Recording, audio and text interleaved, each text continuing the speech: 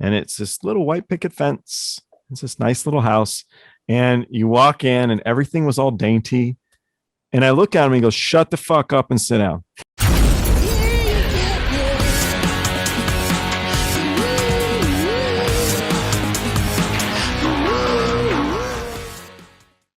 Thanks for checking out Party Like a Rockstar podcast. I'm your host, Joel Miller.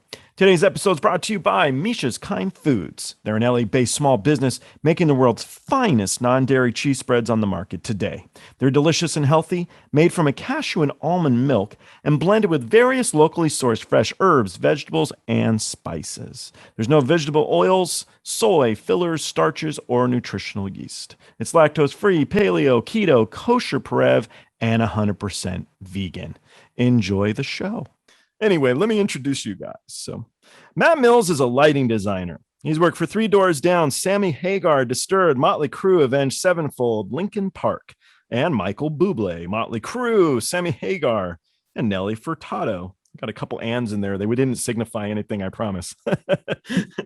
In 2012, he won the Top Dog Award for the Lighting Director Operator of the Year for his work with Linkin Park. Aidan Mullen is a guitar tech and stage manager.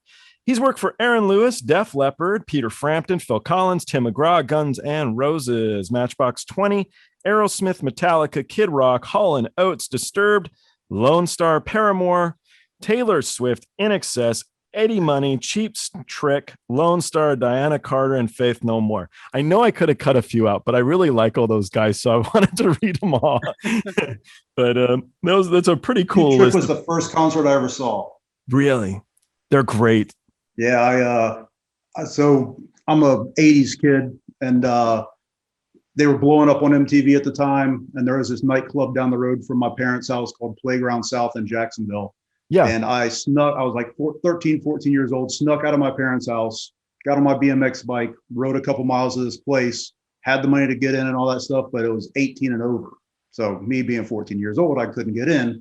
But the guy in the entryway there, he was so cool. He thought it was so cool that I'd cruise down there to see a show. He let me stand in the foyer and I could actually see it and hear it. So that's neat. Technically, that was my first concert. Wow. Yeah, pretty cool. What was your first concert, Aidan? Montrose at Winterland in San Francisco. That's a damn cool concert. yeah, it was. It was a game changer. I was 14, I want to say, and I was hanging out with some family friends that were older than me, and headed into San Francisco in my friend's Volkswagen party bus, and sat. Back then, Winterland was in a pretty sketchy area. I don't know if you guys are familiar. The Tenderloin. No. Is it? No, yeah. No, I'm thinking of Post and Steiner, corner of Post and Steiner. Okay. My great grandmother lived in a retirement home right across the street. I always thought that was funny. Yeah. But the thing to do would be to show up there early in the afternoon and sit in line. It was a GA kind of a proscenium stage venue. I think 5,000 seats, maybe tops, might be smaller. But classic. I saw some amazing shows in that place. But, we go and get somebody to buy us some Tuborg Gold and go to a Togo sandwich joint, get some sandwiches and sit in line all afternoon and get right up there on the barricade, And, that's how I saw my first show with Montrose. And I saw Boston there the night they headlined for the first time, ran out of material, played More Than a Feeling again because the crowd wouldn't leave. Some really cool shows in that venue. Yeah, it is cool. Yeah, some of these venues they speak. I wrote a book, so in my book I talk about I can't remember the name of it. It's the Tabernacle in Atlanta. Did you guys ever work there? Sure. Oh yeah. The fucking building was like I say in the book that the building was part of the show, but it's because the damn building was ready to fall down. The whole thing would move so much. It was a cool venue. I remember working a show there. I want to say 1984, and then seeing a show there shortly thereafter, and I couldn't tell you which was which and who it was. Yeah. Neat. Some of these venues, Jones Beach, such a beautiful place to be. I mean, Santa Barbara Bowl. Unless you're working. Yeah. Yeah, well, I didn't really do a lot of work. I was pretty lazy, Rody. Anyway, I got a little fun one for you. So I've had some guys on recently who know you guys pretty good. And one of them was Mr. Batty and Kevin Walsh. And he wrote to me and he's like, you got to bring up to Aidan where I ran into him in the elevator. And I'm like, I promise I'll bring it up. Yeah. I can't remember where it was, but yeah, the elevator door opened and there he was. And if I'm not mistaken, drink in hand. He was, I couldn't tell you. I wonder what year it was. He'd know. He wrote me all the details, but I didn't write them down. He was telling me he was out with who you were out with. I'm like, how do you remember all this stuff? Company. Yeah. Bad I don't remember Company. who I was with. I remember him being with Bad Company. I don't remember who I was with. It might have been Matchbox or somebody like that. I can cheat and look it up if it matters. Yeah. I was out with the Cranberries and we were somewhere in this, I think we were in the States. And one of the ladies on the tour was a lesbian lady. And the elevator door, she came in the next day and she was pretty hungover. And I was kind of like, what did you do last night? Because she wasn't one to hang out with all of us. She did her own thing. And she was like, she saw, it was kind of crazy story. She's like, so I ran into my first boyfriend in the elevator here. Well, she was from New Zealand. So it was a whole thing of like, wow, what are the odds of that? I'm like, and I thought you were a lesbian. She's like, shut the fuck up. It was great. Yeah, I thought you were, but what are the odds, in an elevator in a different country? So yeah, no, that's how it happens, isn't it? Yeah, it's kind of crazy. But what Batty had written is it was just like, what was so cool about this industry is that you would run into somebody, in a different country in the elevator. So I don't know. He was all proud about it. I like that guy. He always has fun stuff to say. All right, here we go. I think the coolest he ran in like that I had. Like for some reason, South Africa was open for business during that little time frame, and everybody was flying in there to do festivals and whatnot. And I was flying in from Australia, and my buddies in Evanescence, Lawrence Upton and Mike Cooper, they were flying in from South America, going straight, and we were kind of meeting over there, and we didn't know that each other were going there. And everybody gets settled and finds the nearest bar or whatever, and I head into the bar, and I see them at the end. I'm like, I'd like to buy those two gentlemen a drink down there, and they had no idea I was going to be there. They had, I had no idea they were going to be there. Just cool how that happens, of all the places, just in Johannesburg, South Africa. Those are the ultimate wind-ups where I ran into a couple people from high school, and I was in a train station in Italy. I was on my way to see Pompeii, and I looked like a bum. I wasn't touring, otherwise I'd look more like a bum. But I was backpacking as a kid, and I had a full beard. I had mud in my hair. I mean, I looked like a homeless person. And I walked up to them. They didn't even know who I was. I'm like, it's Joel from high school. And they're like, whoa. And it was neat. Always exotic locations too that you run into people. You don't run into them in like, Fort Wayne, Indiana. It's always, on the way to Pompeii or on the way to Johannesburg, So Batty had written here that he saw you in 1995. He was with Bad Company. Wow. He had loaded out a couple of rooms in a nearby hotel. And he hadn't seen you in 5 to 6 years. He doesn't say who you were out with. How does he remember that shit? I don't know. You were out with Eddie Money. No. He just finished a show playing with Eddie Money. Yes. See? Yes. Yeah. And he introduced me.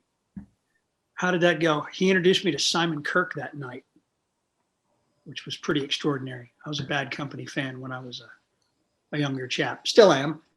But yeah. That would have been 95. Yeah. I love listening to Bad Company still. Oh man. Yeah. I don't want to say it's just his voice. It's not fair to the rest of the band or whatever, but I love Shooting Stars. Still totally dig it. I know what's going to happen at the end of the song when it's a story, you still like it. It says a lot. So and then I had a story, it is, and they're super tight, all the way around, Yeah. Great band. Yeah. And then I had Chad Olick on last night, but we had nothing good to say about you guys, so I won't bring him up. Yeah. Yeah. All right, so I'm gonna go into some random stuff for you. So I was talking to somebody the other day. We were at the bar. I know, deep stretch. And they said, "Did you remember the air bars that they had for a few minutes where they'd sell you oxygen that had flavors to it?" Sure. Oh God. Yeah. There's some new ridiculous flavor of the week like that, all the time, it's like, but I had completely forgotten it. It had completely escaped my memory. I only did it once. I was with, I think I was either in Las Vegas at a swimming pool or I was with Guns N' Roses in Rio de Janeiro at Rock and Rio. And I can't remember which place. You actually tried it. Yeah, because everybody else was doing it. But, I don't smoke cigarettes in my life. So, or hookah never been my thing. So I just remember like tasting strawberry going like, I feel like Rainbow Bright's boyfriend right now. I'm like, I don't know what's the point of this shit. I don't know. But I remember looking for is when they had all the Jamba juices pop up, so now we're talking way back. And like, when are they going to start making these where they stick booze in there and you go pick them up? Right. Yeah. There's another one.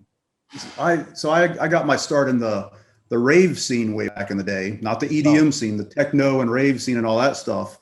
And there'd be these bars that would serve, it was something smart, like smart juice or something like that. And all it was like a smoothie, but they had everybody convinced that if they drank that, they would trip harder. And people were just drinking it right and left, but it was just like a smoothie. It was nothing. I forget the name of it, but it had like a, smart blah, blah, blah. And it led you to believe that you're going to go on this euphoric trip from drinking this thing. What was it? Brando has electrolytes. Yeah, it was very much like that. Like everybody just lined up for it. I'm like, what is this? This is nothing. To me, it was Red Bull, man. I don't know if Red Bull still has the same presence at shows that they did, but in the early 90s, or no, the late 90s, the girls were at every show, if you remember, and they were giving you Red Bulls like nobody's business. It was a brilliant marketing scheme. I assume it worked well, but I hated the smell of that crap. Yeah.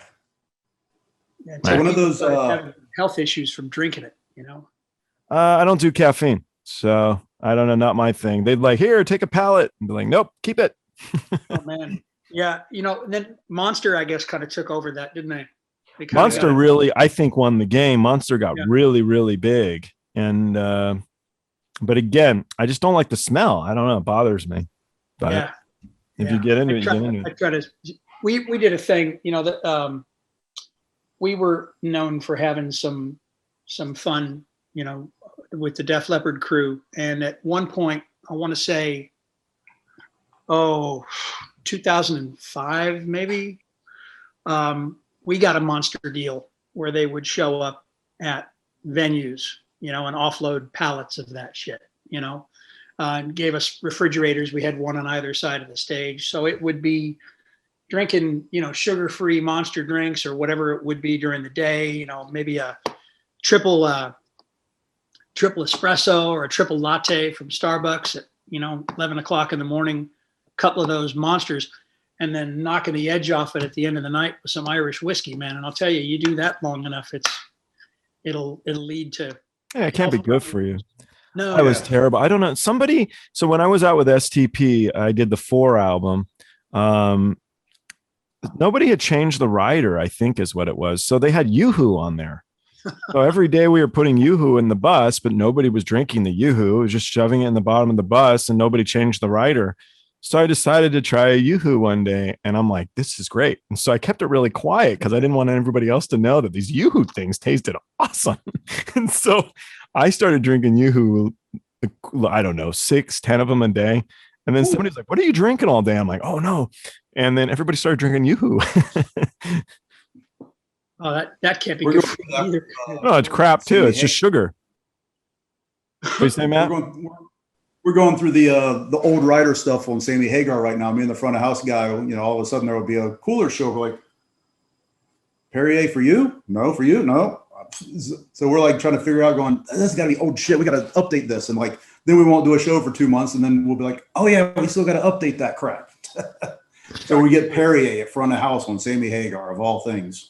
Funny. Yeah. On STP, there was tons of stuff and nobody cared. It was just towels and water. That's all the guys cared about. Everything else was nobody looked, nobody knew. I don't remember what else there was though. I remember I started calling around. I was like, Ray-Ban, let's get some Ray-Bans. Let's do this. Let's do that. And I was just calling around to see what I could get. Now back to the marketing thing with the Red Bull and all that. A few of the Disturbed tours I did, it was the Rockstar Mayhem tour. As a pull up with a pallet full of stuff, but the only water that we got on tour was in a Rockstar energy drink can. It was just water, but it looked like all the roadies all day long were drinking Rockstar Energy. Wow. Huh. Which a lot of people And you didn't couldn't like. buy that on the open market? That was something specifically made? No, it was just for that, because it said it was just like the basic generic, black and gold can, and a lot of people didn't like it, but I ended up seeing something good in it because it was an aluminum can, and it's in this big garbage can of ice and water and all that. It stayed colder longer because the metal held the cold. So that's an interesting one. I wonder what they thought. You know what? They probably had them for their corporate events for their own people or something, and they gave you them. Yeah, but I wonder. It's probably not that hard, because you always hear, like, if there's a hurricane that happens or whatever, Budweiser will send out pallets of Budweiser, but it's only water. They just, they keep out the fun stuff. Yeah, yeah, that's interesting. Clever. Indeed. Matt, what are Follow Me systems? Follow Me is an automated follow spot system, which essentially you hang a camera up, say on your downstage truss, looking at your stage, and up comes some calibration points. You say, it's this many feet that way, this many feet that way. You tell it how big the box that you're playing in is, basically the stage. Then you add targets, which is literally a crosshair, and you need one for each performer you want to follow. And then you tell it what fixtures are going to be in the mix sometimes and all that. You got to tell it, in a 3D world where those fixtures are.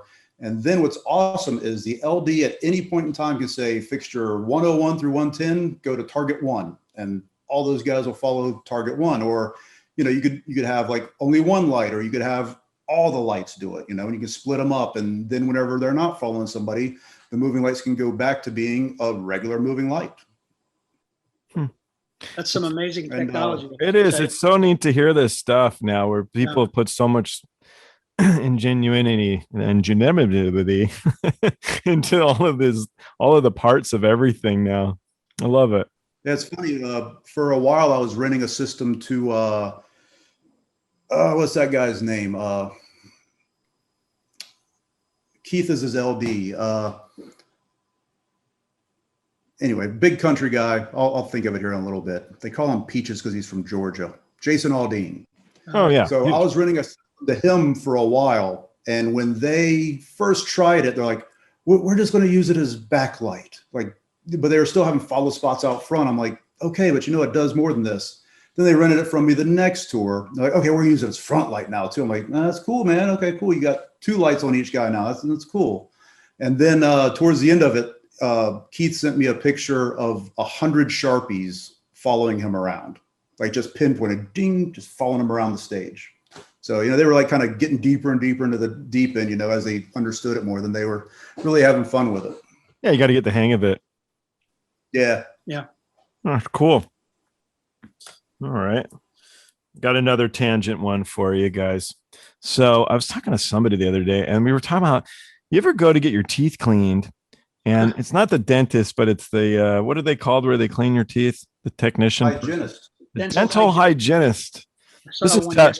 This is tough because I'm English, so we have such bad teeth. And my teeth are actually fake. So I'm confiding in you guys. But isn't it funny how the dental hygienist always tries to have these deep conversations with you while you got your mouth open? So the argument was, the argument is that, but they do it every day, so they totally understand everything you're saying when you go, arr, arr, arr. Like, no. I would imagine that they do. I mean, maybe, after you hear it so long. Yeah. Problem is understanding what they're saying when you're listening to and all that other shit going on. I just think it's such a strange time to start having a conversation with me. Yeah. I don't know what to talk to them about. What drives me crazy is when I have people out to a show or whatever, and they want to carry on a conversation while the band's going on. And I'm like, I cannot hear a word you're saying. It's like, yeah. I mean, they could ask me to sign over my house to them or something. Like, yeah, no problem, man. Cool. That's me everywhere. Hence the hearing aid stuff. Yeah. I'll tell you though. Well, that now have earplugs in on top of it, So I'm like, I cannot hear a word you're saying. When I was single though, and I was going out on, any dates, it was funny because the ladies would chat and you'd, oh, wow. Oh. And they all think you're they think you're great because you're so intrigued with everything they say. And then at the end, it'll be like, you don't remember? It was like a week ago. And we had this conversation. Totally remember. Of course. Dude. Yeah. We don't know anything of what they're talking about anyway. No, I do that a lot. The other thing that kills me is we meet so many people day in and day out whenever we're normally traveling and all that. And, you know, there'll be some random stagehand from somewhere that just happened to remember me from last year, or he was a follow spot that day or something like that. And he's like, "Oh, Matt, how you been, man? Oh, it's so good to see you again." I'm like just going through my head going, holy shit, is this somebody I've been friends with forever that I don't know? I don't remember this guy. Holy shit, I feel like an asshole. It was just a local stagehand that I, you know, interacted with like, 10 minutes out of the day, See, there's a few though. So I think it was Bobby Schneider and Bob Dates. Do you remember that guy at Pine Knob and he had the big beaver tail hair that went all the way? Remember that? Certain ones you do absolutely remember. Yeah. And then he doesn't have that anymore, right? So that was the conversation and he cut it all off. And I'm like, what did he do with it? He totally reintroduced himself to us. Like, yeah, you probably remember me with the dread that was all ugly. And I guess that he got in some trouble with the law, and the judge said, kind of in a roundabout way, if you cut your hair and look like a decent human being, you can walk, something of that nature. Oh, what a crappy way to have to cut your hair. That kind of guy should have got like, what was it? Gillette wanted to give each guy in ZZ Top $1 million to shave their beard. Remember? So that guy deserved the gaff tape company. I don't know, whoever makes gaff tape for roadies, they should have given him some money to cut his hair. Something. Right. Speaking of Gillette, anytime somebody says Gillette or something like that, it reminds me of this corporate show that I did with them. And this is how fucked up things are. Okay. All right. So they were going through, sales are expected to be this high, blah, blah, blah, typical corporate meeting. And they go, now we're going to bring out our R&D division to, detail, what they've been doing and all that and how they spent their budget this year, basically. And they spent like over $1 million trying to figure out how to make, I believe it was the Mach 3 blades that were coming out. Like that was the big new razor, trying to figure out how to make the Mach 3 so it would not last more than 3 or 4 shaves before you had to replace the cartridge. Oh, come on. Really? Yeah. Yes. What a bummer. Because think about how expensive those things are, and the turnaround on those things. They want you, swapping those things out. Wow. Corporate greed. It's well, do you remember the light bulb story? We have light bulbs that will last 100 years, but we can't sell them. Tires, we can make tires that will last forever, but no. Planned obsolescence. I just wonder if there's any truth to it because there's so many people needing so much stuff. Who cares? There'll always be the next guy who's getting a new car and needs the tires because of blah. I don't know. Yeah. I don't know. But the other side is, I guess it's nice to get new stuff every now and then. Keep everybody in business too. I don't know. Yeah. But the Gillette stuff, that was just real shady when they gave that presentation. I'm like, you motherfuckers. Yeah. Bad Gillette. Bad. Yeah. Wonder if they're getting clobbered. Who owns Gillette? Is there a parent company? I think Gillette. Is it them? Yeah. Yeah. Because I always like Johnson & Johnson stuff. Johnson & Johnson was interesting because they basically focused on stuff that we use. They're consumables. To me, that was so smart. Toilet paper comes, toilet paper goes. New toilet paper. Same with the Gillette idea. But even if they kept their razor around, what was the longest you would keep your razor anyway? I don't think it'd be that long. No. So I could afford. My favorite razor that I use anyways is a disposable that, I'll use it for a good week though. And it's just like some off brand that I happen to use one time. Like, hey, this is perfect. Yeah, I'm American Indian looking guy. This is months and months. It doesn't grow. I don't know. I don't have to do nothing. So it's good. I also found out. So like way back when I got married, instead of having a bachelor party, because how are you going to have a bachelor party that tops a roadie's life? So I told my friends, we're just going to go have a gentleman's day. We're going to go shoot guns. We're going to get haircuts and straight shaves and all that stuff. And the barber we went to, he was the guy for the state of Florida that signs off on everybody's exam for being a barber or a beautician or whatever. And he was telling us, not to ever waste money on shaving cream or any of that aftershave stuff or anything like that, that it's just conditioner. It's just carnauba wax. And sure enough, ever since then, I just use whatever conditioner my wife has bought, and that's what I've been shaving with ever since. See, that's marriage for you. All these learning lessons. You wouldn't have had conditioner without the wife. No. See, I got no hair and I got no hair either. So I hand soap. I don't know, whatever. It don't matter.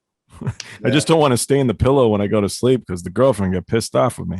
Those are good pillows. That's how she talks too. Those are good. So, all right, I'm going to take a step back. So you guys are 14 years old. You went to these awesome concerts. You had a good time. You clearly liked music. I would assume pretty safely that it had an influence on what you wanted to do with your life. But when did you guys begin to start working in the industry, and what were the moments that kind of catapulted you?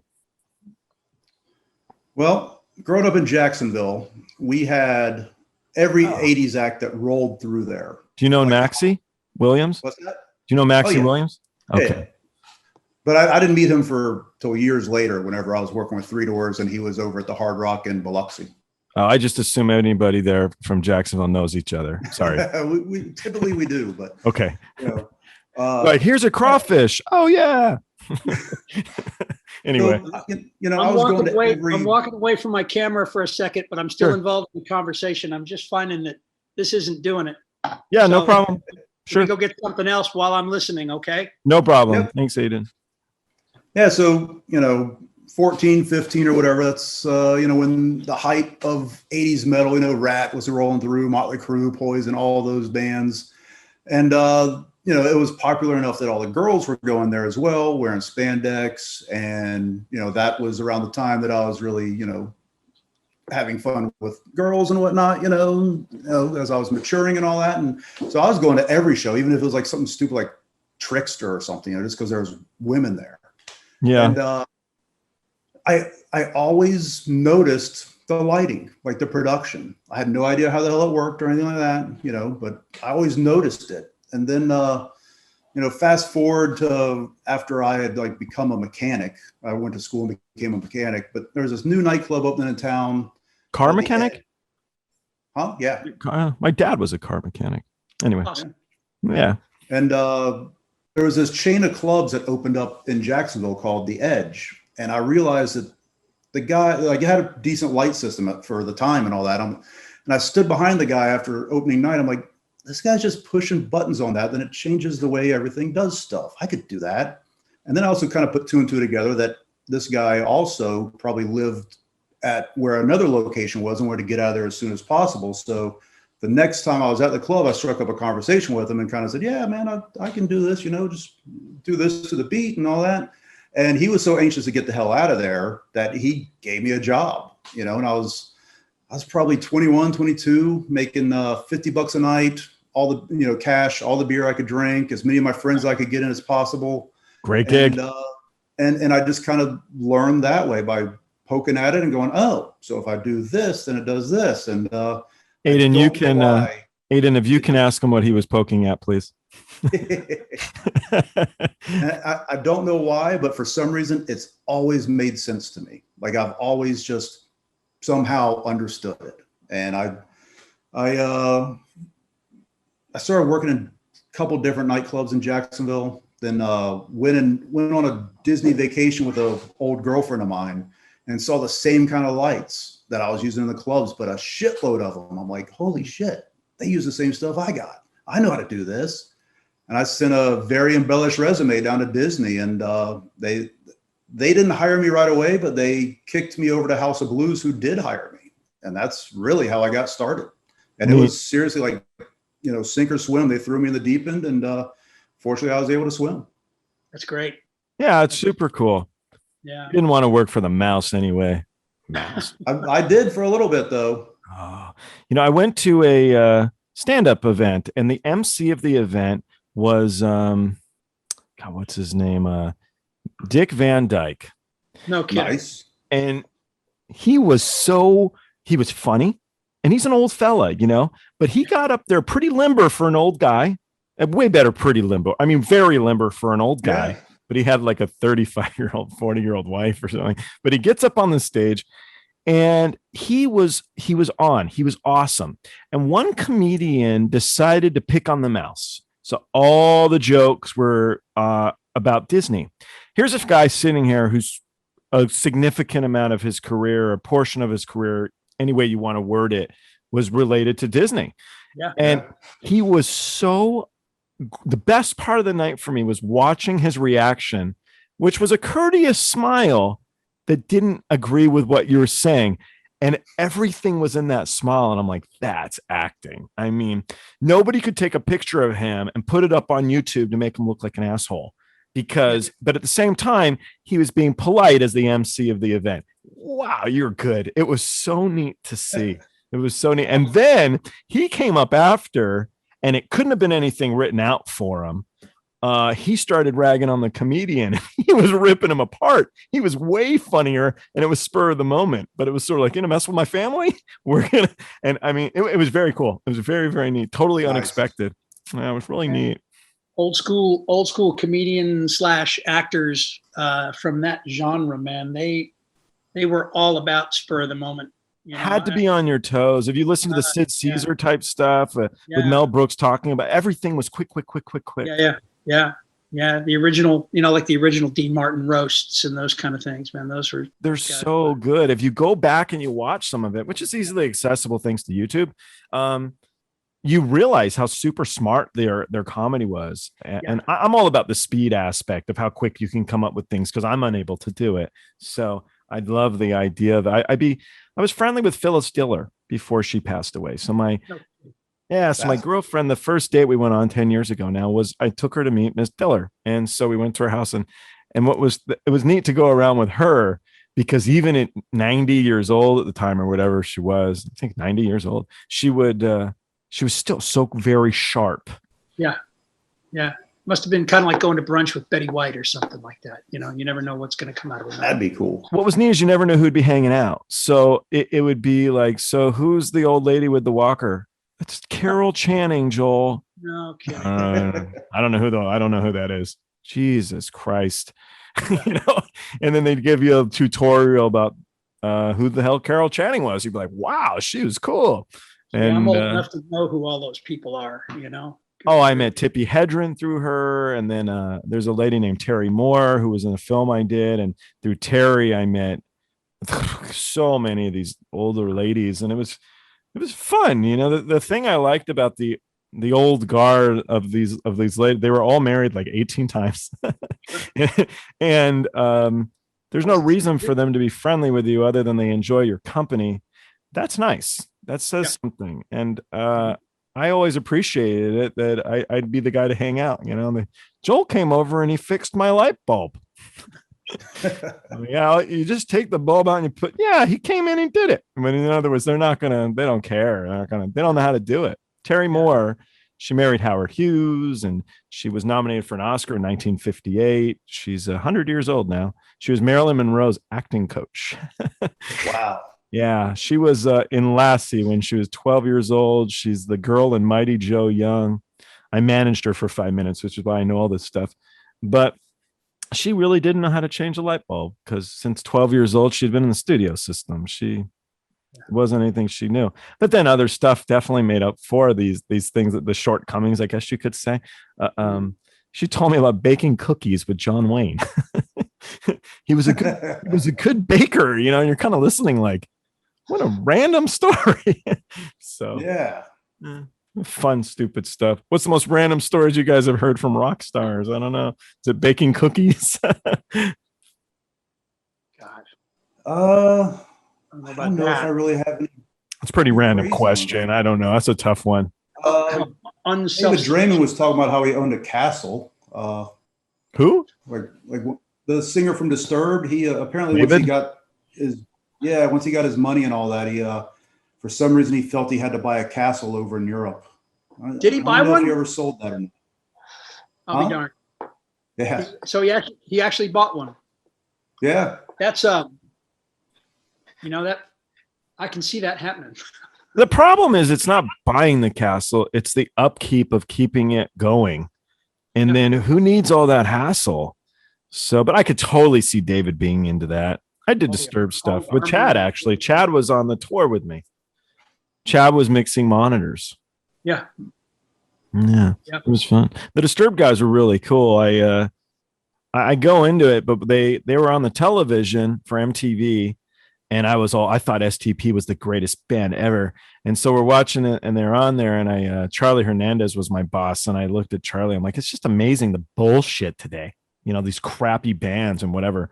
And I remember Charlie like, you be careful what you say because you never know who you work for. You need to learn to shut the fuck up sometimes. So I was like, and I think a week. Advice. Well, a week later, it's announced like Disturbed's opening up for us, and I'm like, whoa, shit, Charlie's a prophet. When the truth is, he probably knew already. Absolutely. Well, yeah, there's that too. Yeah. Yeah, but and then after the first show, I was a total fan. I thought they were great because they were fun to watch. Super nice guys. Yeah. Super nice guys. So every day I'd dress up as a Grim Reaper, and I'd go and I'd fry David before the show started in the electric chair. We had a good talk. I liked the guy a lot. He's a very nice guy. Yeah, me too. When I first heard Down with a Sickness, when it first came out on radio, I'm like, oh, that's cool. Hope they enjoy that 15 minutes because that shit ain't gonna last long. Yeah, well, here we are. Right. Yep. I can beat you. I listened to Linkin Park because I knew the drummer. Wow. And I thought they sucked. I thought the demo was garbage, but the guy kind of pissed me off, to be honest. So I was already not so happy with the dude. And I'm like, yeah, I ain't going nowhere. Oops. Right. Little wrong on that front. Yeah. Oh, well. I've been pretty crotchety the majority of my career. There's a lot of stuff that I don't like, a lot of stuff that I do like that people make fun of me for. I probably like the stuff you do like. Who do you like? I like folk. So I come from my background is strongly 70s music. So I'm the Leonard Skinner fan. I'm the Doobie Brothers fan. I'm the Montrose fan. I'm a Sammy Hagar fan. He's one of my favorites. But while my friends were listening to Hendrix and Led Zeppelin, I was listening to Boston and Styx. Okay. For some reason, I gravitated towards the more melodic type of 70s rock. And even the Eagles, never saw the Eagles, but love them. It's so fucked up. The problem with the Eagles is I can't get the Big Lebowski out of my head for the rest of my life. And every time they come on, I'm like, hate the Eagles, man. Like it's part of the song for me. Anything. I just... Well, growing up in the Bay Area for me was extraordinary. That was the Bill Graham era, even later on. But, the 60s thing, nothing there for me. Nothing at all. Not even remotely interested. But the venues and the shows, the compilation of different artists were, you go through all the Fillmore posters, and you see these bands that played together on a Tuesday night, or everybody, the Bay Area bands, the Tubes, Journey when they were before Steve Perry. I cut my teeth on Journey way before Steve Perry joined that band, back when they were a progressive band. Just some crazy stuff. So that's where I come from musically. And, my friends are like, dude, you gotta, you don't like Jimi Hendrix. And it wasn't that I didn't like Jimi Hendrix. It was just noisy to me, if you can imagine. And I don't know if I should actually admit that in a public forum, but that kind of music to me, it was atonal. It just wasn't slick enough, but, cutting my teeth at that Montrose show for me, that kind of hard rock, but melodic, not necessarily commercial, but just properly polished, properly produced. That's kind of where I came from the whole time. It's Steve Perry. I love that the music video for his what is it, Oh Sherry or whatever. Oh, and Sherry, and he's sitting by himself on the steps. Yeah. It should have been gone. And I'm kind of looking at him like, what's he doing sitting by himself on the steps? Yeah. When he get up and talk to people, he's Steve Perry. Yeah. He can say hi. And it was, I wonder like who wrote all these music videos, and he's like, so what do you want me to do? You want me to just sit by myself on the school steps? Yep. Just sit there by yourself and just sing. Okay. We get the point across somehow. Okay. And I saw his first Bay Area show with Journey. Oh, that's actually very cool. Concord Pavilion. Okay, so you're a big Journey fan, and they've got a new singer guy, and you're excited to check out the new singer guy, and then just knocks your socks off, or were you kind of like, who's this asshole? No, it was who's this asshole, basically, is what it was. It was a group of us that were diehard Journey fans. I saw them every time they played in the Bay Area from 75 onward, I think. And it was, okay, so who's this clown and why is he singing in our band, basically, And we went with the intention of hating him and walked away with the jaw hanging open, because he came out and owned it from the minute he walked on stage. Yeah. And, Infinity was such an amazing record in so many ways. But it was extraordinary to see the presence that he came out with. And he changed that band for better, for worse, depending on who you ask. There's a lot of people that have opinions, strong opinions. But back then, that band they were just a force to be reckoned with, man. You a big Journey fan, Matt? I wouldn't say a big fan, but I mean, I certainly enjoy their music. I don't think I own any of their stuff on my iPhone or anything, but See, I was loading him up. Anytime if he gets a Journey phone call tomorrow, he'll be like, glad I didn't say shit about those guys. Yeah. They do tour a lot. Be careful. As my kids are hearing this stuff on the radio and stuff like that, like Don't Stop Believing comes on. I'm like, you kids are going to hear this for the rest of your lives. Like, what are you talking about? Like, trust me, this is one of those timeless songs. I just think of Vision Quest. Remember the wrestling movie? Yep. I do remember. There was another one too, wasn't there? What was the other movie that was in? Wasn't it? Wasn't it at the end of Sopranos? Was it? That's how the Sopranos ended, with Don't Stop Believing. And I thought it was in the Shrek movie as well. Everything's in a Shrek movie. Them and Neil Diamond. Neil Diamond goes back to Journey. I don't know. Yeah. Oh, Saw Neil Diamond back then too.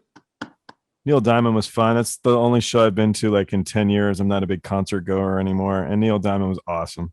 Yeah. I saw him in 1976. So they were saying what's funny is all the stuff he says now is like the same stuff he said in 1976. He hasn't changed nothing. But it was neat because we happened to be sitting next to his mother. And so, and he goes, this was my first #1 hit. It's named after my mom. And she's up there. And she was in a wheelchair. She's an old lady. And I'm like, how cool is it in life to be like, I wrote this #1 hit for my mom and she's listening to it right now. Cool. It was neat. And then he goes, and Coming to America came on. And he goes, and this is a picture of my grandmother. And I wrote this for her because she was coming to America. And you're just kind of thinking like, this guy's incredible. It takes it to a whole new realm of understanding. You're writing about your family members. And this is a song that I know inside and out. I mean, very, very neat. Great guy. Yeah. Incredible artist, performer, writer, brilliant man. Yeah. Good show. Matt, I'm sorry, go ahead. I grew up as well. It was my mom's favorite. And so it was always on in the house. And, once I started touring internationally and all that, I was in Brisbane, Australia for a day off. And I was looking at the map and seeing what's around, what I should go do and all that. And I see this place called Surfers Paradise, just a short train ride away. I'm like, I got the day off. I'm going to Surfers Paradise and I'm going surfing. And I did. And then on my way back in, still covered with, salt from the sea and from the ocean and all that, running my production manager in the lobby of the hotel as I'm walking in. He's like, what are you up to, man? I'm like, I'm just getting back from Surfers Paradise. What are you up to? He's like, I'm heading out to go see Neil Diamond. You want to go? I'm like, yes, I did. Yeah. And just turned right around with him, like off to Neil Diamond, and it was fantastic. So who does Mom like better, Tom Jones or Neil Diamond? Ooh, I'd never heard Tom Jones at my house. Wow. I only heard Neil Diamond. Oh, wow. Oh, I love me some Tom Jones. Both in my house. Yeah. And my dad was a crooner. My dad was from Ireland. He passed away 2 years ago. Sorry. But my dad, I got to say, I got to brag on him for a minute. He Please. was one of the most popular crooners in Ireland. What was your father's name? Louis Mullen. Yeah, that's pretty cool sounding. I like it. And he the Bing Crosby style, Nat King Cole style of crooner, but he did gigs, man. He was popular. He was the bomb back in the late 50s in Ireland. It's so neat too, because if you go into, everybody knows it, but you go into any Irish pub, that band is they're gonna be incredible. Well, hell yeah. And I just actually released the episode today. It was the Black Irish Band, and they play great stuff. You would like them. Oh, wow. Yeah. Squeezebox, banjo. They're a California band, but they're playing all these old Irish jigs, maritime, real fun stuff. Yeah. Yeah, they're a local band, but they're retired firemen who have this band, and they're really good. It's great fun. They're cool. Awesome. Yeah, it's neat. So I grew up with Tom Jones and Neil Diamond on my mom's side. So would your dad play in the house? Like he'd take out his? Well, he was a singer, so he would sing, and he sang all the time. Love it. I was surrounded by that music. Everything, from I've still got his old records in a box here in the house. But That's just cool. some amazing melodies, but primarily Bing Crosby was the voice in the house. He was the biggest artist of the 40s or the 30s? I think the 40s, right? 40s, I would imagine the 40s. Yeah. But he was the biggest name of the 40s. It was interesting. I'm a memorabilia dealer, and I had some Bing Crosby stuff and couldn't get rid of it. And he was the biggest name of the era, and nobody cared. That was nuts. Yeah. So I had music in the house from the time I was only wee. I grew up around it, and see, I think that's neat. I didn't. My parents weren't listening to music ever. So that was my life. I grew up across the street from Angelo from Fishbone. I don't know if you guys ever did Fishbone gigs. And so Angelo is but I've seen plenty of Fishbone shows. Very colorful character, Mr. Angelo. So he's kind of like my older brother, and I would go across the street and I would listen to him jamming, and you never knew who was going to be there. Wow. And it was cool. He was neat. I thought that guy was really neat. My first tour, the opening band was Angelo with a Fishbone. So it kind of worked out this nice way, but you got to get it from somewhere. I don't know. Your mother was your big influence musically, Matt. Early on, yes, and then MTV took over, basically. Yeah. Like I was. And then they started doing reality, and you moved back to your mom again. My mom did. My mom helped. She told me start Simon and Garfunkel and Santana. She liked, and so I went out and got those, and I liked Simon and Garfunkel a lot more, and so I started going down this road of folk, and then I found out about a guy named Townes Van Zandt. Actually, it was Nancy Griffith who introduced me to Townes Van Zandt, and then from there, oh God, I was in heaven. I loved all that stuff. But it's still, I think, what makes music neat for everybody is that you get a record CD. It keeps changing, but you can listen to that again, and you really liked it the first time. And it just makes music so cool. and the second time, and the 10th time, and the 100th time. Yeah. I used to buy stuff because the artwork was cool. Like we would get that, then we'd open it up. It'd be like a story to be told, then we'd listen to it. Journey had great album covers. Yeah. Yeah. Yeah. That was anytime a new record came out. Got on the bike and rode down to Hal's Music Center. And had to get it. You got your photographs, and all the lyrics are in there, and they tell who's involved and what they do and how they do it. Now you're lucky to know anything at all about it. But that was huge for me growing up, was learning, who did what and how and why. Have either of you worked for a band that you listened to all the time when you were kids? I've heard plenty of Sammy Hagar, growing up, whether it's Montrose or his solo stuff or Van Halen, so. Yeah, I'd say yeah, but I don't know. It's hard to say. Like I don't. Well, I did Motley Crue, so I had pretty much every Motley Crue album there was. So yeah, I guess so.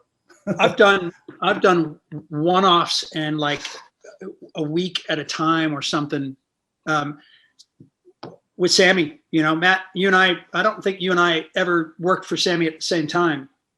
No. Or did we? I don't think so. New Orleans shows or anything like that? Did a couple of crazy. There's always a revolving door there, It's not like a committed crew because he plays so sporadically, Like everybody's got other things going on. Right. So Sammy opened for Aerosmith back in 2015, 2010, one of those. And it was spectacular. What an awesome combination of artists, man. Sure. Unbelievable. Yeah, it was great. And so it turns out they're like Kenny Jensen in Sammy's camp is a guy that I knew from the Bill Graham days in San Francisco. And one thing led to another, and I got asked to sit in with Sam for a while and did quite a few shows with him.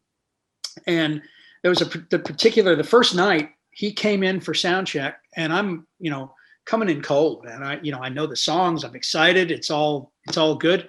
And he says, okay, so what we're going to do is I'm going to sit down on the edge of the drum riser here with my lap steel on my lap, and I'm going to do the intro to Bad Motor Scooter.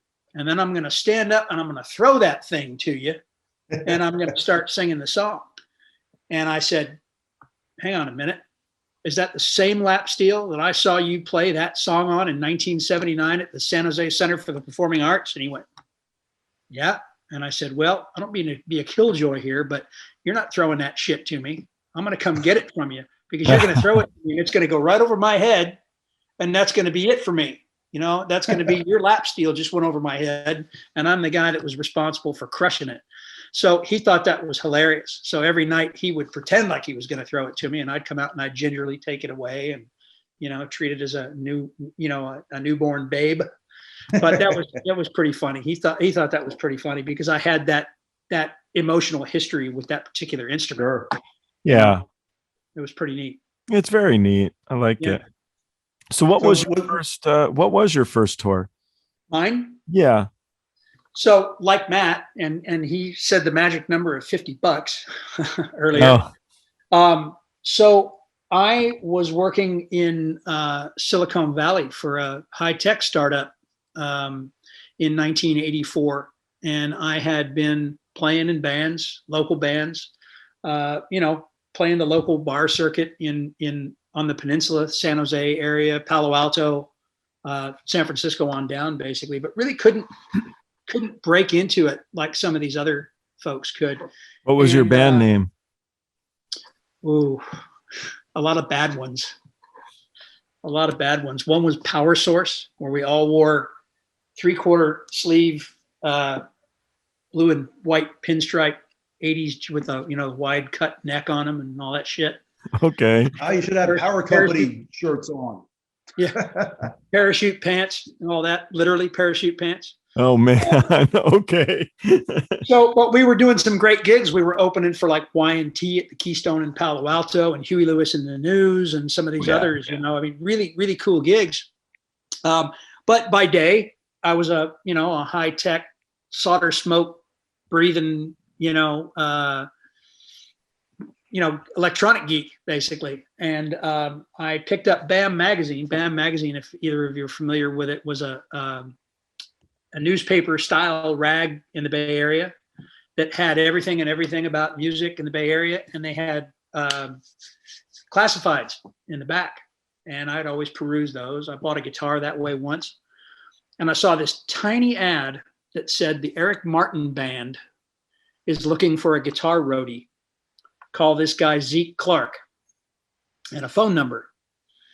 And I remember seeing Eric in the band back then. This was, post 415 days, but Sucker for a Pretty Face was the song on his self-titled record. And Don't Stop was another popular toe tapper.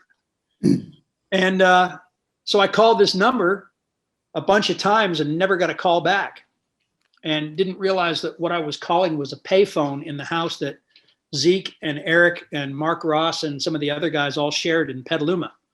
Okay.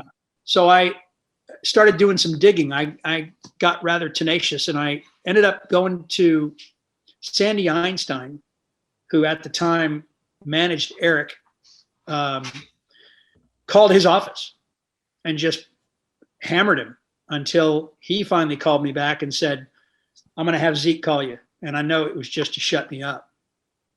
And Zeke called me, and I got hired as the Eric Martin Band's guitar roadie for $50 a show. And I quit my job in high tech, and I started driving this big old white piece of shit bobtail with Zeke, and it was just the two of us. And that was April of 1984. That's cool. And never really looked back, you know. And Eric broke the band up about 8 months later, and Zeke and I jumped right into working for a band called Billy Satellite, based in Oakland. And we went out and opened the Night Ranger Midnight Madness tour in 1984. And that was a national tour. So that was off to the races after that. Yeah. And it was on, you know, it was on from that point forward. So very cool. I like it. Okay. So as to try to, when I'm sober enough to remember, I try to ask every guest the question. So my friend has a daughter in 5th grade, and her little girlfriends knew I was going to do a podcast. So they said, well, you need to ask all your guests when they first felt famous. So bear in mind, we're talking a 5th grader. So to make it a little bit more broad would be, when was the first time you felt good about yourself? You felt famous. You felt like you're a celebrity. You just felt like you were on a proper career. There was something cool about what was going on. A moment in time that makes you smile. I never really felt famous, but I often felt cool hanging around all the, rubbing elbows with all the famous people, like especially when we would go to award shows or whatever, something of that nature. I could say, oh, this person was right next to me, or that person was right next to me, And then as far as this successful thing, like whenever the bank account was working and I was buying a house and buying a car and stuff like that, and able to stand on my own 2 feet and kind of do what I want to do and say no to what I don't want to do. So having your own, just out of interest, are you an only kid, or do you have brothers and sisters? Or I am an only child. Yes. Oh, no kidding. I was expecting you to say the opposite. No. So well, what made you? I do. And I say that because I'm adopted and I met my biological side of the family, and I do have a brother and sister, but I didn't want to interrupt what they had going on and all that good stuff. So we kind of keep it casual to like, holidays and stuff. Hey, how you been? Oh, I'm good. You good? Cool. Good to see you. Yeah, I thought it would have been different just because of, I think you have to have an innate drive to be successful. Successful, at least monetarily, obviously, is getting those paychecks to buy your house and your car and your guitar and stuff. If you were into your cars because you're a mechanic, I assume you have a couple toys. So, what was your drive, do you think? I still to this day, I really love doing what I do. Like I love walking up to a console, like no matter what the gig is, and there's a big pile of whatever in front of me, and doors are at 6, and I got to make this fucking shit look as good as it can before doors. I love that challenge. I love the technology behind it. I love that it's always evolving. There's always something new to learn. And, I'm a technology geek that way, and it keeps me on my toes. And like I said, for some reason, I've just always understood it. Like it's always just, made sense to me. What cars do you have? Do you have any toy or? Well, my car that I drive is a 96 Impala Super Sport that I've done quite a bit to, but probably the craziest thing I've done to it is, so it's an automatic transmission car. And because it's so heavy, that's the weak link of the car. And it's always been known, you're going to blow out a transmission every, 40, 50,000 miles. So I kind of started researching. I'm like, okay, it's got an LT1 in it, and I could bolt up a T56 6-speed manual out of a 93 Camaro, Z28 Camaro to it. So I went like 1 year I was lighting the the Meekum auto auction down in West Palm Beach, and they had like a big, huge yard where people were just selling their stuff, and a guy had a transmission out of a '93 Chevy Z28. Oh, I'm like, meant to be. I'll take that.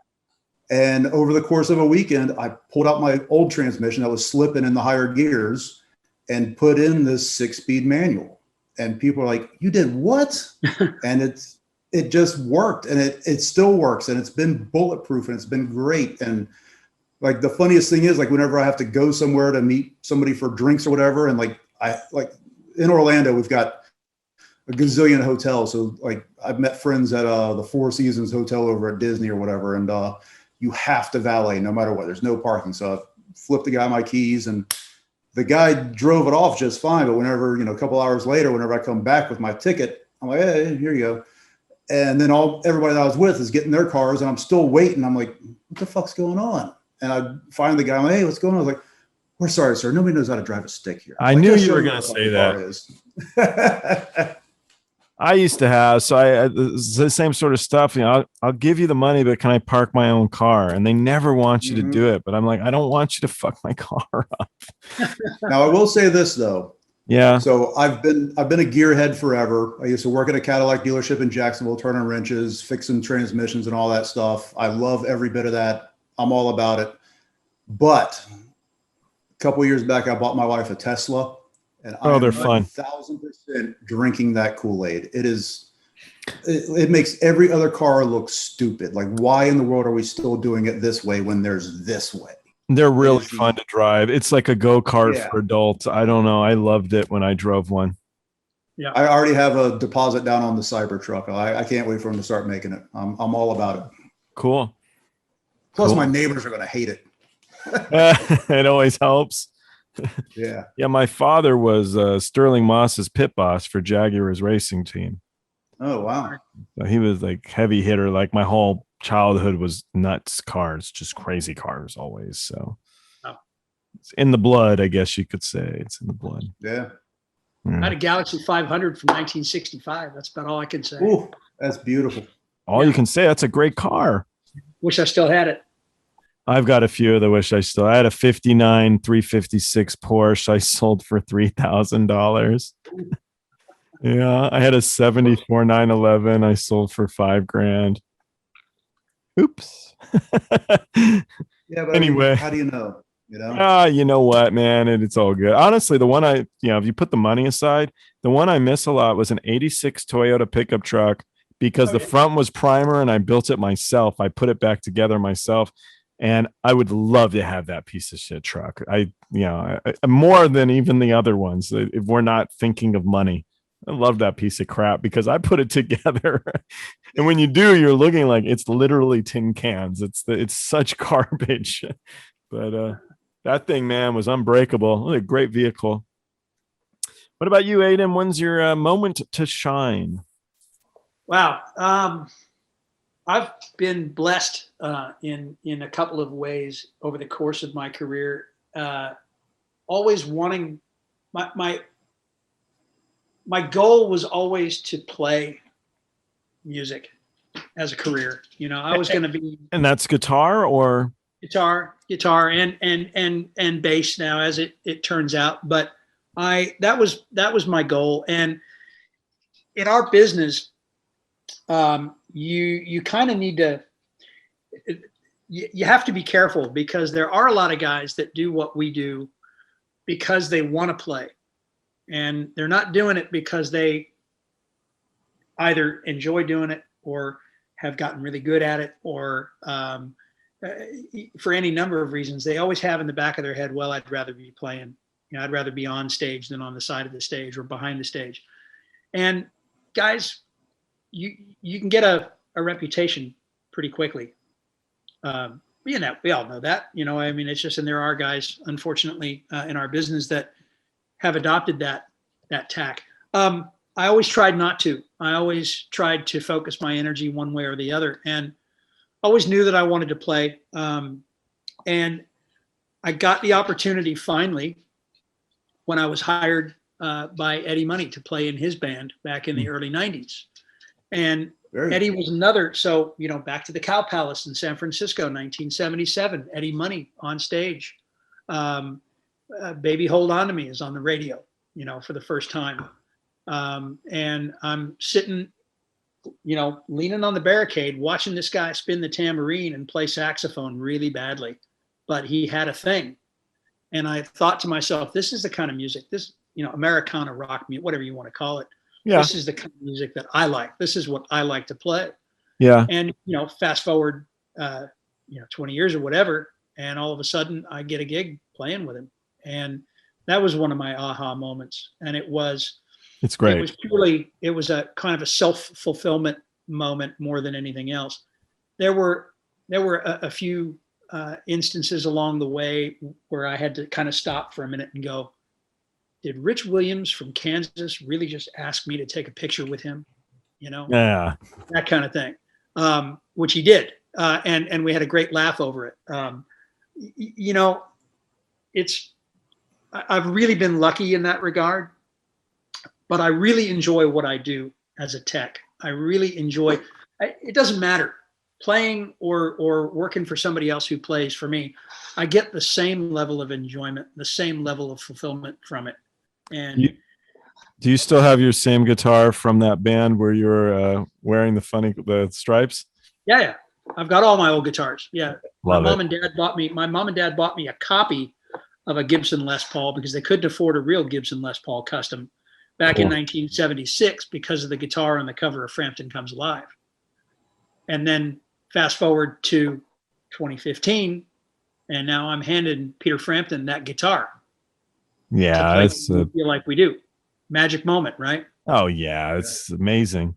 So I've been blessed in that regard. I've had a couple of those pinch me moments over the course of my career. When somebody, Tommy Shaw, let's say from Styx, walks into a room and walks up to me and says, "Hi, Aidan, how's it going? Good to see you." And he actually remembered me, and he was one of my favorite guitar players back in the 70s and early 80s, Yeah. But yeah, I love what I do. And like Matt, same thing, we're two peas in a pod when it comes to that. We see it going on. We hear it going on. We immerse ourselves in it and we enjoy it. Matt's pod is on Nitro, by the way. His pea pod. Gotta explain it. Was that a bad one? Didn't make sense, huh? Well, if you saw the rest of my house, you'd understand why this little corner of the house is, so crazy because, my wife has done all the decorating out there. And this, I don't get a corner of the house. Half of dining rooms that you're never supposed to walk into except for like Thanksgiving and whatnot. I'm putting up doors right here. This is my fucking end of the house. I'm doing whatever the fuck I want with it. Yep. Yeah, I did a movie after I stopped touring, and I had a whole bunch of musicians in it. And Josh Todd from Buck Cherry was in my film, so I had to have a meeting with him. Where I didn't have to, but he asked me to meet with him. So I went to his house, and it's this little white picket fence. It's this nice little house. And you walk in, and everything was all dainty. And I look at him and he goes, "Shut the fuck up and sit down." I didn't say a single word. And we sit down at the table. She goes, "Would you like some tea?" His wife, she's such a nice lady. And she said, "Would you like some tea?" I'm like, "Well, yeah, I'm English. Yeah, I'd love tea." So she gives me tea, and it comes in a little English cup. And I'm sitting there like, "Come on, Josh, seriously, what the fuck? I told you, shut the fuck up. I told you. And it was, the conversation was, in your movie, I'm called Drunk Guy. Yeah. I want to be called Hutch. Okay. All right. Okay. And that was it. That was our big conversation. But it was funny. Real. It wasn't a wind up, huh? No, that's his house. That's his house. Yeah. His house was, at the time, we're talking a while back, but it was this very cute little house. And you look at him, he's tattooed head to toe. He's a singer of Buck Cherry. He was a great guy. I really enjoyed his company. We hung out. I had a similar experience with him. It was, or all of them really. It was kind of odd. So like they were on one of the Disturbed tours or whatever, opening up. I'm like, fuck yeah, man, Buck Cherry's going to be here. I'm going to have a drink with those guys. They're fucking killer, And somehow, make my way onto their bus and everything. And they're like, having like a wine and cheese tasting. I'm like, this is not all lit up. I'm on the plane with cocaine. What the fuck is going on here? Yeah, with him, I would be like, so because he's drunk guy at bars. So I'm like, I washed these out with water myself. And he'd be like, oh, okay, that's cool. Thank you, man. Because, he doesn't drink. So, but them, I say like greatest frontmen that I've personally seen. Josh is one of them. When he did Lit Up, it was amazing. It was so I was there with his wife and his parents, and we were on Sunset, and he's doing the song. He goes, okay, slow it down. And I love that, because then I know it's going to be really good. We're going to get into this. And he's like, so I remember when I first moved here, and he's like, I fucked a chick in the kitchen, and I'm looking at his wife, and he goes, and then I fucked a chick on the roof of this fucking place, and he goes, and blah, blah, blah, blah, blah, blah, and he's going to think, but you know what I miss? I miss so much. I miss more than any of that shit. I miss the fucking cocaine. And they go right back into the song, and you're like, that was amazing. And it was so very good. He is a master at his craft, and I love Buck Cherry. They're great. I think those guys really cashed in on that song with the Crazy Bitch on it, because I believe that like all the record companies passed on it, and they put it out themselves or something, and then it caught fire. And really? I think that they like really cashed in on that. I hope awesome. You're right. They deserve it. I really hope that's true, because he had solo albums that he would release himself. They kick ass too, by the way. They're amazing. Yeah. So, something Lovely Bones. Lovely Bones is on his solo album. It's a beautiful song. It's amazing. So I'm a fan. I like all those guys. And I guess that's what keeps us going. All right. I do have one last question for you. I forgot to bring up. So I was looking on your Facebook, and the wedding ring thing is fucking great. So so what happened here? You wrote to them and you told them, or tell Aidan. Do you know this story? Do you know what I'm talking about, Aidan? No. I found it very entertaining. So I'm lucky enough that I live on a lake behind my house, and me and the kids are always wakeboarding or tubing or whatever back there. And I have a bad habit of my wedding ring just flies off. Like I would always buy these like $90 tungsten wedding rings, because I'm always picking up a light or something. I don't want anything to get scratched. So I bought these, I don't want to say expensive, but $90 wedding rings. And I've gone through like 3 of them. And then, let's rewind to back early May. My brother-in-law was getting married. So gives us like a 2-week notice that he's getting married. And he's up in Alaska, and my wife's like, oh, what should we do? I'm like, I'm just going to leave that up to you. I'm not going to be the one that says we can't go. Thinking she would never fucking buy a ticket to go to Alaska within 2 weeks. She did. So we drugged the family up there, and we're in this little gift shop, buying stupid shirts for friends that say, I was in Alaska, here's a moose or whatever. And they had these crappy 99-cent rings that look just like the tungsten wedding band that I would always wear. So as a joke, I'm like, I'll take one of those. Why not? Expecting it to make my finger turn green, and it didn't. It was like, and it fit perfect. It's great. And then I was at a Sammy Hagar show. We did like a 2-week run, and during the walk-in music or whatever, there's a song that was playing that was good. I was tapping my finger on a handrail, and then it exploded, because it's a cheap 99-cent ring. So I'm like, I'm going to call that place and see if they'll send me some. I want to buy 25 of them. And after I convinced the lady that I was not kidding, I told her the story. Well, I'll show you. Here's what they sent me. This is coming back to me now. That's one of those, okay, I remember now. I think it's great. So here's what like $39 with shipping included bought me. Yeah. So now I can break as many as I want. I can lose as many as I want, and I'm set for a long time. Fucking genius. As you can Roadie, tell, that one what right is it? there. Roadie Ingenuity right there. Ingenuity. Yeah. There you go. I got it finally. Ingenuity. I think I have something you might dig. Let me look here. That's great, Matt. That's making it work right there, man. Yeah, I mean, because like the place that I had bought my other rings in the mall there had closed. I'm like, oh geez, where am I going to go find a ring or whatever? It's like, and my wife's cool. She didn't give me any grief about it. I was like, it's all good. Man, listen, you're only as good as your backup, right? Yeah. Well, I'm turning 50 in a couple of weeks, and people have been giving me grief about it. So like whenever my wife's around, I'm like, you're only as young as the women you feel. She's like, shut up. Take that. Yep. All right, here we go. Okay. Look at that. Ah, very nice. That's old school. That's my birthday. Is it? Yeah, Hey. it was. It was, and I wasn't there. No, I was hoping it'd be a San Francisco one. What year is that from, Joel? No, I don't know. I was hoping it would say so, and then we'd have a laugh. But it's old, man. This is Say early 70s, maybe even late I was 60s. thinking early. So I could look it up and let you know. Crazy. Look at that.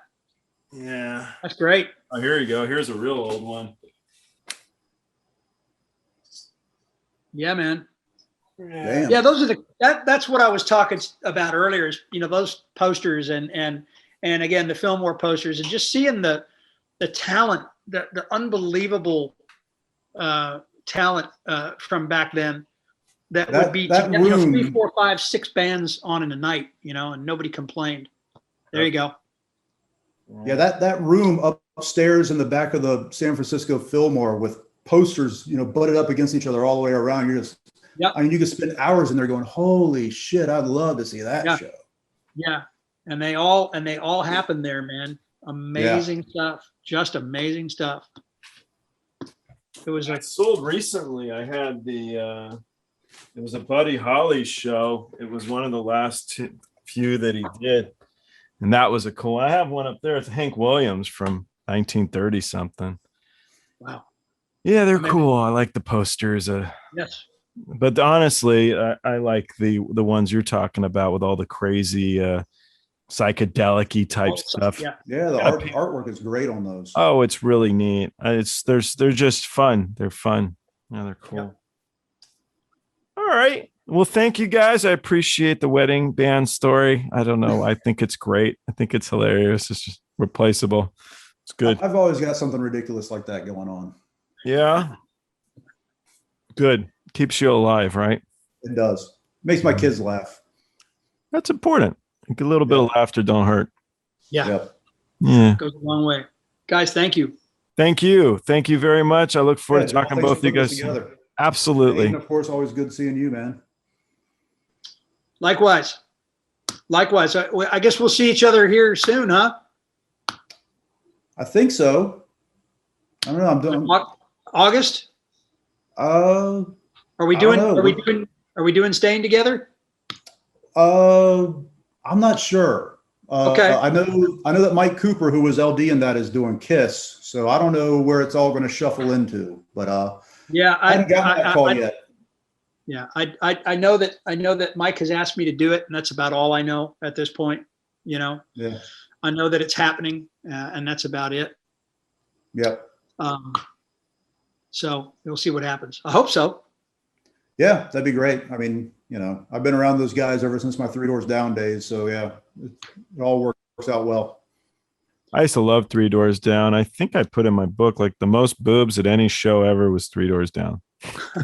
That was, I guess you could say that was like my first real tour, and what was great is I kind of got to come up with those guys. I came on board with after for the start of their second album, and we went to theaters, which I could handle. And then shortly after that, we were in arenas. So I kind of got to ramp up easily, but I was again thrown in the deep end, and it was a good time. Cool. I forget who there was. So there was one guy who died. He did a lot of drugs and stuff. Was that the guitar player guy? Yeah, Matt Roberts, the stage left guitar player. He and sadly, so like I'm good friends with all those guys, and I was with those guys for like 8 years, and I think in that entire time I was with them, I probably talked to that guy for like maybe 2 sentences. He was nuts. Yeah, I mean, he wasn't like batshit crazy on drugs. He was just like lethargic on drugs, and like he'd get up there, play music, and then just gone. Well, yeah, it is a shame. I don't know. He was the only one I tried to avoid. I thought he was nutty, but the rest of the guys I liked a lot. It's not good to say the guy died, but there was one guy in the group who would hang out all day. He would just hang out, and he was cool. He was such a nice guy. It's probably the bass player, Todd. I think you're right. I think you are. And he was cool. So it's nice when the band guys are chilling. And remember we did a show with Violent Femmes, which I love.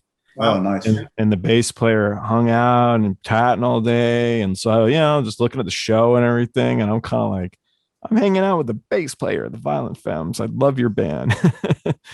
He had something going on, the bass player from Three Doors Down. He had something going on with Debbie Harry for a little while. And for some reason, he gave her my phone number to get in touch with him. So I was getting calls from Debbie Harry going, "Hey, this is Deborah. Is Todd around?" I'm like, what the fuck is going on here? This is fucking crazy. Yeah, they're great. I have their music on my list. I like listening to them. I think they're really good. Yeah, right now they're doing a 20th anniversary of their first album. And I'm kind of hoping in a few years they do a 20th anniversary of their second album, because I'd take another little run with them just for nostalgia, Yeah, that was good music. Yeah. Yeah. Excellent. Okay. I'm sure you need to pack. Yeah, I could stand doing some of that. I got to wash some clothes first. You guys, thank you. I appreciate it. Cool. Great being part of it. And yeah, it was a good hang. Maybe we can pick up for a part 2 at some point.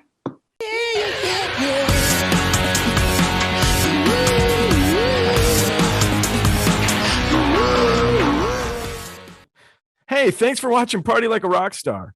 If you're not already subscribed to the Facebook or YouTube channels, do it. We're also on Twitter, Instagram, and TikTok. The handle is Party of Stars. Thanks for watching. We'll see you next time.